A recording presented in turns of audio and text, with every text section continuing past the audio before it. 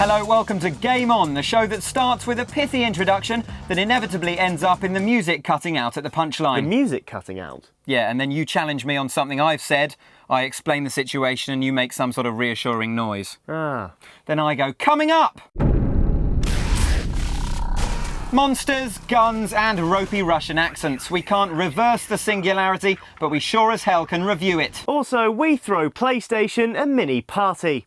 First though on Gamey-O, well, Natty L, can you guess what's next? Hang on, don't tell me. Gamey-O, Natty L. Is it something about Cliffy B? Bingo.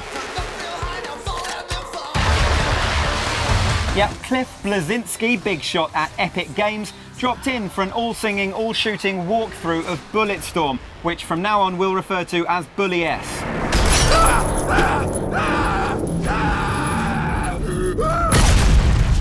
Interestingly, Cliffy was also seemingly trying to win the world's deepest voice competition at the same time, presumably hoping no one would notice. Hey, what's going on, guys? I'm Cliff Bleszinski. I'm design director over here at Epic Games. Just bizarre. Anyway, Cliffy starts the video showing off the lush environments of Bully S, sounding quite a lot like an estate agent along the way. We at Epic are big on vistas, and Bulletstorm is a game that has many vistas that are quite lovely, as you can see. That is a lovely vista. Isn't it? Not sure about the area, though. Doesn't look very safe. Let's not put an offer in just yet. Can I kick open a door and squish him on a wall? Get a bad touch for 100 points right there. That's probably wise, as pretty soon Cliffy B does away with the nicey-nicey environmental stuff and just gets into the gritty action. Start using a combination of your boot to kick guys away. The game certainly looks cool, but it's actually got us a little worried about Cliff. I mean, his metaphors are just weird.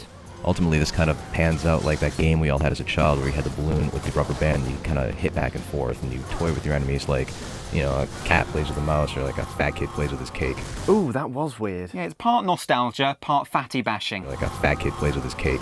Still though, we're willing to stick with it as it's our best demonstration of the game's engine so far, particularly in the lighting effects. See those nice god beams kind of poking in here. Bulletstorm, by the way, has 2 suns, which means twice the god beams, which is always very, very sexy. Now, we know what some of you are thinking. Who cares about god beams? Stuff the lighting effects. We just want to blow things up.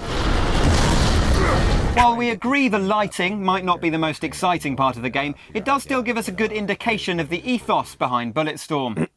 Sorry, Bully S. We seem to be in a world filled with lots of military shooters, and Bulletstorm is pulp sci-fi at its best. Yep, ignoring the fact Cliffy B is almost single-handedly responsible for Gears of War, Perhaps the greyest thing since rain clouds were invented, Bulletstorm really does feel like a breath of fresh air. the lighting is more vibrant, the characters are more lively, and the scope for carnage is insane. Trigger, you can kind of set traps with that as well, get all sorts of cool skill shots.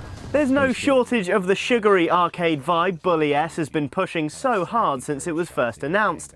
Also, as you can expect from Epic Games, there's a decent array of different enemies, each presenting their own challenges. As you can see, the gang members have clearly found access to buckets of fried chicken on this decaying tourist paradise, because this guy clearly has a cholesterol problem. Man, Cliff does not like fat people, does he? No, still, let's see how he deals with this guy. Leash this guy to distract him, get his armor off, and shoot him in the ass. Get the fire in the hole skill shot, and to the best of my knowledge, this is the only video game that allows you to give your enemies a colon cleansing with lead. I wonder why, Cliff. Do cool stuff, get cool stuff to do even more cool stuff. Bulletstorm is out sometime next year. We'll be bringing you the latest on the fatty bashing franchise as soon as we get it. Get this thing moving any faster! You want to come do it? Fine! I do not speak trade! You've got to feel sorry for those Russians sometimes. Yeah, it's almost 20 years after the collapse of the Soviet Union, and us capitalist dogs are still busy shooting them down. At least now they can breathe easy for a while though, thanks to the release of Singularity. Life turns to death. Well, what those are definitely Russians. That doesn't look comforting in the slightest. Yeah, but... Oh, no, sorry, it's the Germans that can breathe easy for a while. No, we're still shooting the Russians in the face. Oh. And death becomes something in between. Yes, it was a long time coming, but Singularity is finally out on Xbox 360 and PlayStation 3. The gloriously gory game from Raven Studios is one big what-if question, centred around the Soviet Union after the end of World War II.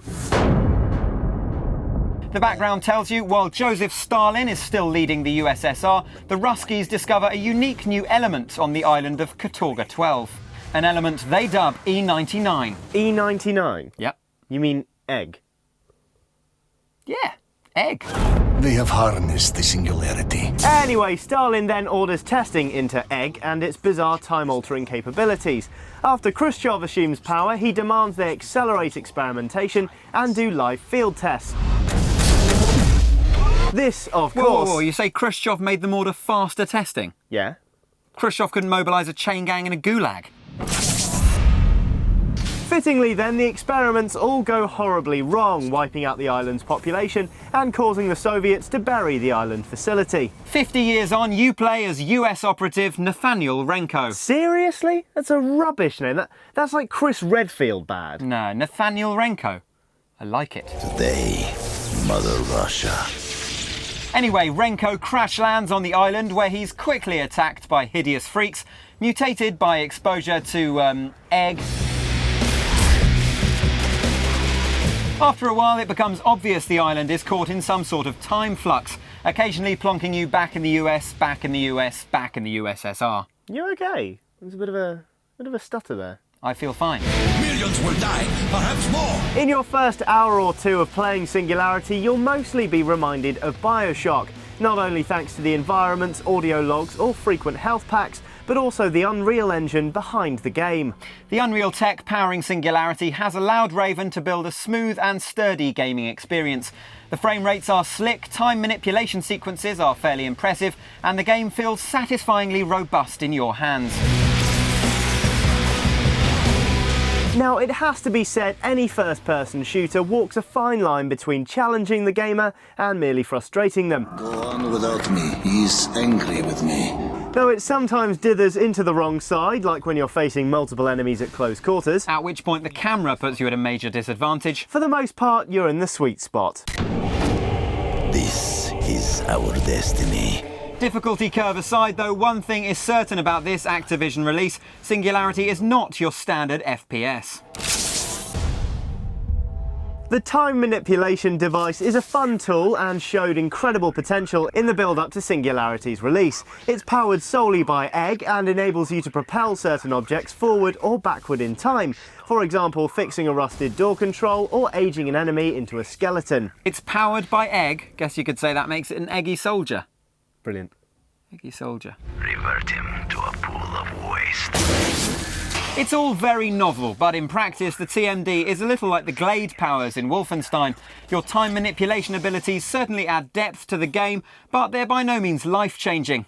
The TMD is most useful in Singularity during combat, expanding your arsenal and in the plot itself driving the story onwards. He who possesses the TMD possesses the power to change the world. So ultimately, if you do pick up Singularity, you shouldn't expect it to change your world, but you can rest assured that what it does very well. It's tense, it's robust, and it's sufficiently challenging to keep you engaged. With a surprisingly meaty story for a game that could have practically bypassed one altogether, there's a lot to like in Singularity. You get the feeling Raven are playing things a little safe rather than going out on a limb, but at the same time it's stuffed with a confidence that only comes with doing what you do well. I told them it was unsafe. Singularity samples some of the good bits from BioShock, Portal, Wolfenstein and Dead Space. It would have been very easy to take these aspects and make a proper rotten egg. But while Singularity may not do anything revolutionary in the process, Raven have crafted a taut, tense and enjoyable experience. A small gamble at full price, a bargain once it's knocked down to 20 quid, you could do far, far worse.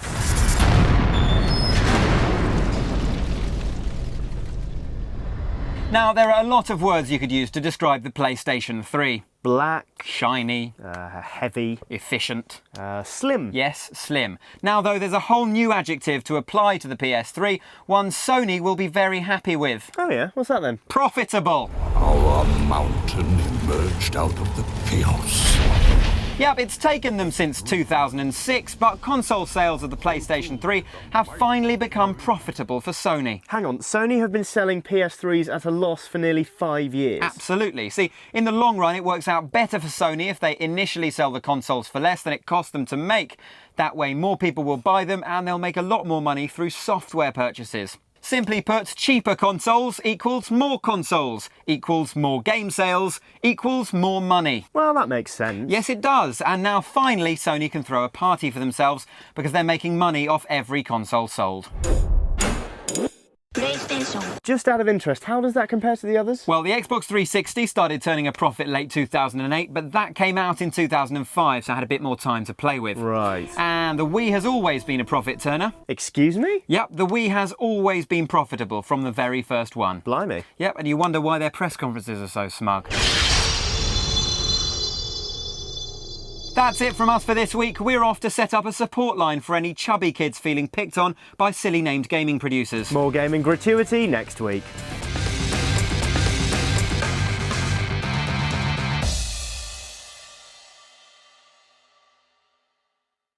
Yep, and then you question me about something I've said. Sorry, nipple tweak. That is a lovely vista. Isn't it? Cool. Oh, ew. Oh. Your stomach just shut down. Sound like Tony Soprano. Oh! Man, Cliff does not like fat people, does he? Not... Sorry. No.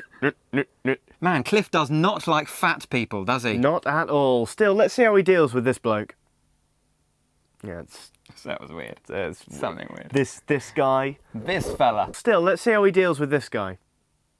Still sounds weird. It's- What is weird about I that? don't know. Man, Cliff does not like fat people, does he?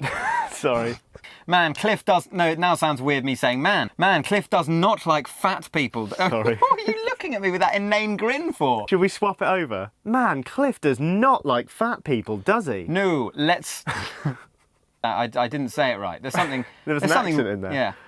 Let's see how he deals with this guy. Gerard Okay. Butler's in the studio. This is Bulletstorm! I wonder why, Cliff.